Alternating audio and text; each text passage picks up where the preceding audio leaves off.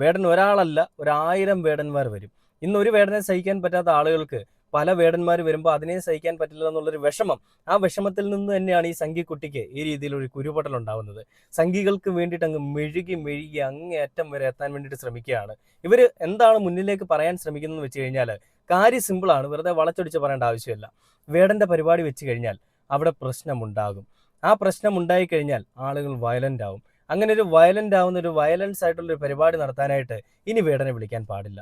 കാരണം വേടൻ എന്ന് പറയുന്ന ഒരു കലാകാരൻ അത്ര നല്ലതൊന്നുമല്ല. കഞ്ചാവ് വലിച്ച് സമൂഹത്തിനോട് ഒരു പ്രതിബദ്ധതയും ഇല്ലാത്ത, കുട്ടികളെ വഴിതെറ്റിക്കുന്ന, ലഹരി ഉപയോഗ കേസിലും ലഹരിയിലും പെണ്ണുപിടുത്തത്തിലും എല്ലാം വളരെ മോശമായിട്ടുള്ളൊരു ചിന്താഗതിയും ഒരു മനോവൈകൃതവും ഉള്ള ഒരാളാണ് വേടൻ.